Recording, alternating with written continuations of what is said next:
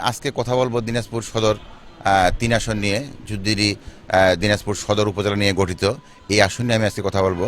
আমার সঙ্গে উপস্থিত রয়েছেন দিনাজপুর জেলা জাতীয় পার্টির সাধারণ সম্পাদক জনাব আহমেদ শফি রুবেল।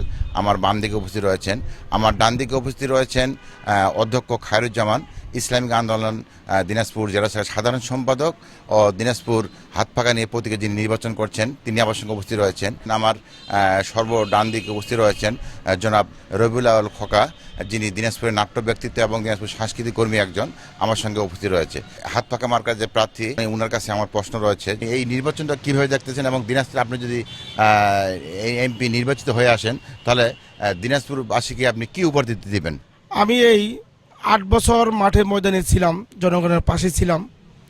আমি যে জিনিসটা লক্ষ্য করেছি, ইতিপূর্বে দিনাজপুর সদরে এবং সারা বাংলাদেশ চিত্র একই রকম, যে সংসদ সদস্য যারা হয় অর্থাৎ জনপ্রতিনিধি যারা হয়, প্রতিনিধি নির্বাচিত হওয়ার পর তারা কিন্তু জনগণের সাথে থাকে না।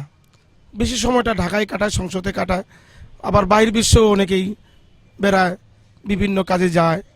আমি চাই দিনাজপুরের সাধারণ মানুষ, সাধারণ জনগণের পাশে থেকে সেবা করতে। বাংলাদেশের একটা প্রাচীনতম শহর দিনাজপুরের পৌরসভা, অনেক দিনের পুরাতন একটি পৌরসভা। সে অনুযায়ী কিন্তু আমরা লক্ষ্য করতেছি দিনাজপুর কোনো উন্নয়ন হয়নি। বাইরে থেকে যখন আসে তারা দেখে দিনাজপুর শহরের এই অবস্থা, আমার বলতে কষ্ট লাগে। এটাই সত্য। যদি বিরল থেকে একটা আমার বোন, গর্ভবতী বোন যদি সে আসে দিনাজপুর সদর অথবা মেডিকেলে, আমার মনে হয় না তৎকালীন, এখন একটু ভালো হয়েছে, তৎকালীন কাঞ্চন ব্রিজ পার হয়ে এই আমার বোনটা মেডিকেল অথবা সদরে সুস্থভাবে পৌঁছতে পারবে কিনা। এমনও ইতিহাস আছে রাস্তা ডেলিভারি হয়ে গেছে। এটা দিনাজপুরের জন্য কলঙ্কর আমি মনে করি। এজন্য আমি যদি নির্বাচিত হতে পারি, আল্লাহ যদি আমার উপরে সহায় হয়, দিনাজপুরের জনগণ 18 সালের মতো যদি আমাকে ভোট দেয়, আমি তাদের ভোটের মর্যাদা রক্ষা করব, দিনাজপুর উন্নয়ন নিয়ে চিন্তা করব। জনাব আহমেদ শফি রুবেল, যিনি জাতীয় পার্টি থেকে নাঙ্গল প্রতীকে নির্বাচন করেছেন, আমি ওনার কাছে চলে যাব।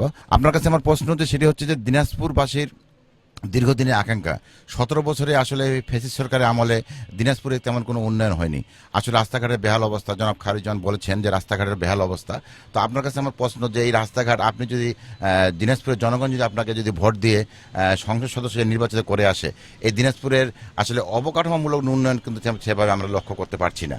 তো সেক্ষেত্রে আপনি নির্বাচিত হলে দিনাজপুরের জন্য এবং দিনাজপুরের সাধারণ মানুষের জন্য আপনার কমিটমেন্টটা কী হবে? দিনাজপুরের কোনো উন্নয়নও এখন পর্যন্ত হয়নি। ভাই বলল যেটা, যে একটা রাস্তাও কেউ করতে পারেনি, 17 বছরে একটা রাস্তা ভালো হয়নি। বাংলাদেশের মধ্যে সবচেয়ে অবহেলিত জেলা দিনাজপুর, এবং এই সদর উপজেলার মানুষ এই ব্যাপারে খুব কষ্টে আছে। আল্লাহ যদি আমাকে, দিনাজপুরের মানুষ যদি আমাকে সহযোগিতা করে, আমাকে দোয়া করে, আমাকে যদি ভোট দেয়, আমি ইনশাআল্লাহ তাআলা এই দিনাজপুরকে সিটি কর্পোরেশন করব, একটা মহিলা ক্যাডেট কলেজ করব, এবং এগুলা আমার ইচ্ছা আছে।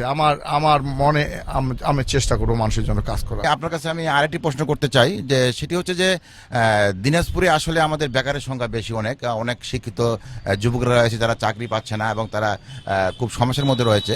সেক্ষেত্রে আপনি যদি দিনাজপুরের বাসী আপনাকে যদি তাদের ভোটাধিকার প্রয়োগ করে আপনাকে যদি সংসদ সদস্য হিসেবে যদি মনোনীত করেন, সেক্ষেত্রে আপনি বেকারদের জন্য কী সব ব্যবস্থা করবেন?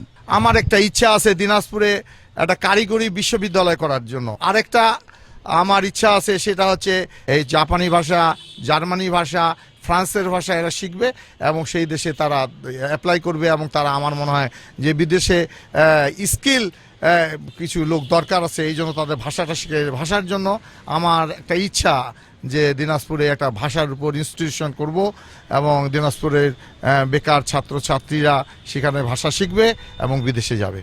সুধী সমাজের প্রতিনিধি রয়েছেন জনাব রবিউল আউয়াল খোকা, ওনার কাছে আমার প্রশ্ন রয়েছে, যারা দিনাজপুরের নেতৃত্বে আসবে, যারা দিনাজপুরে যারা সংসদ সদস্য হিসেবে আসবে, যে দলেরই হোক না কেন, সেক্ষেত্রে আপনি একজন সুধী সমাজের প্রতিনিধি হিসাবে আপনি বিষয়টি কীভাবে দেখছেন এবং আপনার বক্তব্য কি, আপনি যে এই বিষয়টি কীভাবে দেখছেন? মাঝে মাঝে ভাবি যে বিগত দিনের এবং রাজনৈতিক যে প্রেক্ষাপট, তাতে মনে হয় যে কোনো সময় এটার একটা গোলযোগপূর্ণ পরিবেশ তৈরি হতে পারে। তো এটার জন্য আমরা আশা করব যে এই মুহূর্ত থেকেই আইনশৃঙ্খলা বাহিনী এবং ল এনফোর্সমেন্ট তারা প্রস্তুত গ্রহণ করবে, যাতে কোনো মতেই যাতে ভোটের মাঠ কোনো মতেই যাতে বিপদগ্রস্ত না হয়। কষ্টের সাথে বলতে হয় যে দিনাজপুর জেলা গরিব হিসাবে 2 নম্বরে এখন উপনীত। এটার একমাত্র কারণ হলো আমাদের শ্রমঘন কোনো কলকারখানা তৈরি হয়নি, কর্মসংস্থান হয়নি মানুষের, যার জন্য কৃষি সেই মান্নাত্তার আমলের কৃষির উপর নির্ভরশীল আমাদের এই জেলা।